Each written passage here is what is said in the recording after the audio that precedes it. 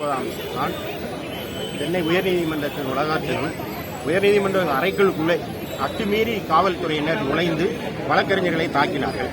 இது சிவப்பு கட்டிடம், ரெட் பில்டிங்.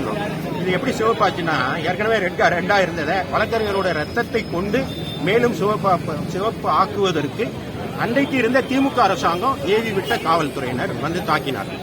இது நீதிக்கு தண்டனைன்னு பாக்குறேன். ஓடினால் வாழ்வின் ஓரத்திற்கு ஓடினாங்கிறது கருணாநிதியோட ஒரு வசனம், பராசக்தி வசனம். அந்த கருணாநிதி முதலமைச்சராக இருக்கும்போது நீதிபதிகளையே ஓட விட்டவர்கள், கேரிடாரில் ஓட விட்டது திமுக அரசாங்கம்.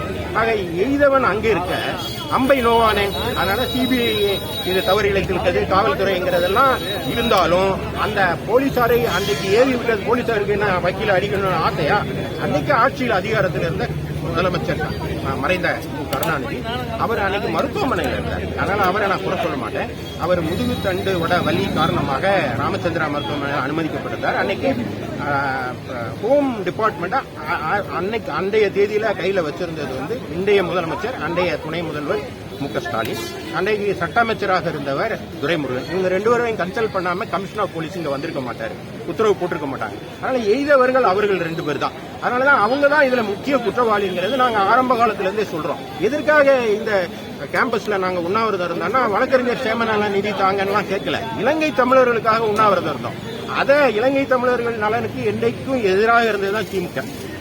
நீங்க தமிழ் உணர்வுலாம் வாயளவில் பேசிட்டு அதற்கு எதிராக செயல்படுகிறவர்கள் திமுகவினர். நான் அரசியல் பேசுறதுக்காக வரல, வரலாற்றை நான் மீண்டும் நினைவுபடுத்துவதற்காக சொல்கிறேன். அப்ப அந்த உண்ணாவிரதத்தை தடுக்கணுங்கிற நோக்கத்தோட அதை செய்யப்பதற்கு முயற்சி எடுத்த அரசாங்கம் வழக்கறிஞர் மீது ஒரு பெரிய கொடூரமான தாக்குதலை நடத்தியது. இந்த தாக்குதலின் காரணமாக வழக்கறிஞர்கள் நிறைய பேர் படுகாயமுற்றார்கள். நானும் அதில் பாதிக்கப்பட்டவர்கள் ஒருவன் என்ற வகையில் இது அன்றைக்கும் நாங்க இதை முன்னெடுத்து போராட்டத்தை நடத்தினோம். அதாவது கான்ஸ்டிடியூஷனல் பிரேக் டவுன் சொல்லுவாங்க. அதாவது நீதி, நிர்வாகம், சட்டமன்றம், இதுல நீதித்துறையை பரிபாலனம் செய்கிற நீதிமன்றம், சென்னை உயர்நீதிமன்றம் வரலாற்றில் முதல் முறையாக 3 நாள் பூட்டி கிடந்தது. அது கான்ஸ்டிடியூஷனல் பிரேக் டவுன்.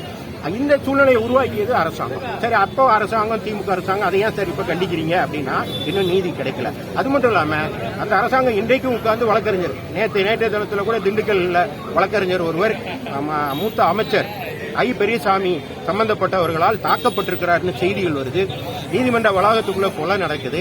ஆக எங்கேயுமே பாதுகாப்பு இல்லாத நிலைமை இருக்கு. இதை கண்டிப்பதற்காகத்தான் வழக்கறிஞர் மாமன்றம் ஒரு தீர்மானம் போட்டிருக்கு. பெண்கள் வழக்கறிஞர் சங்கம் நீதிமன்றத்தை புறக்கணிக்குது.